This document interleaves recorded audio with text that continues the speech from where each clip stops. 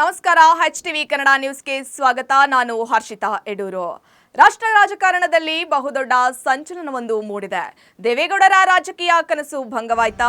ಇಳಿ ವಯಸ್ಸಿನಲ್ಲೂ ಅಧಿಕಾರ ಅನುಭವಿಸಬೇಕೆಂಬ ಬಯಕೆ ನುಚ್ಚು ನೂರಾಯ್ತಾ?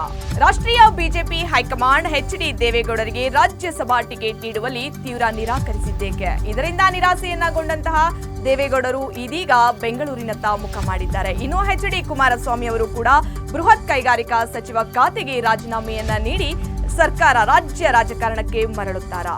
ಬಿಜೆಪಿಯಿಂದ ಮೈತ್ರಿಯನ್ನ ಕಳೆದುಕೊಂಡು JDS ರಾಜ್ಯ ರಾಜಕಾರಣಕ್ಕೆ ಹಿಂದಿರುಗುತ್ತಾ? ಕೊನೆ ದಿನಗಳಲ್ಲಿ ಬಿಜೆಪಿ ಹೈಕಮಾಂಡ್ HD ದೇವೇಗೌಡರಿಗೆ ಕೈಕೊಟ್ಟು ತೀವ್ರ ನಿರಾಸೆಯನ್ನ ಉಂಟು ಮಾಡಿದೆ. ಇದೀಗ ಮೈತ್ರಿ ರಾಜಕೀಯದಲ್ಲಿ ಬಹುದೊಡ್ಡ ಸಂಚಲನವೊಂದು ಮೂಡಿದ್ದು, ಬಿಜೆಪಿ ಹಾಗೂ JDS ನಡುವೆ ರಾಜಕೀಯ ಬಿರುಕು ಉಂಟಾಗಿದೆ.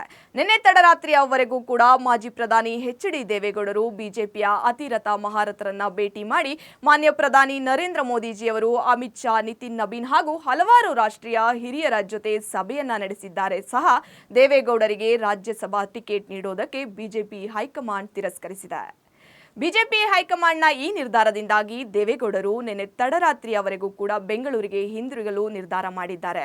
ಇನ್ನು ಬೆಂಗಳೂರಿನಲ್ಲಿ JDS ನಾಯಕರ ಜೊತೆ ಮಹತ್ವದ ಸಭೆ ನಡೆಸಬಹುದಾಗಿದೆ ಎಂದು ಹೇಳಲಾಗುತ್ತಿದೆ. ಇದರಿಂದಾಗಿ ಕೇಂದ್ರದ ಬೃಹತ್ ಕೈಗಾರಿಕಾ ಖಾತೆ ಮೈತ್ರಿ ಸಚಿವರಾದಂತಹ ಅವರ ಮಗ HD ಕುಮಾರಸ್ವಾಮಿ ಅವರು ಕೂಡ ರಾಜೀನಾಮೆಯನ್ನ ನೀಡಿ ರಾಜ್ಯ ರಾಜಕಾರಣಕ್ಕೆ ಮರಳುತ್ತಾರಾ? ಮೈತ್ರಿ ಪಕ್ಷವನ್ನ ತೊರೆದು ರಾಜ್ಯದಲ್ಲಿ ಪಕ್ಷವನ್ನ ನಡೆಸೋದಕ್ಕೆ ಮುನ್ನಡೆಯುತ್ತಾರಾ? JDS ಪಕ್ಷ ನಿರ್ಧಾರ ಮಾಡುತ್ತಾ ಅನ್ನೋದನ್ನ ನಾವು ಕಾದು ನೋಡಬೇಕಾಗಿದೆ.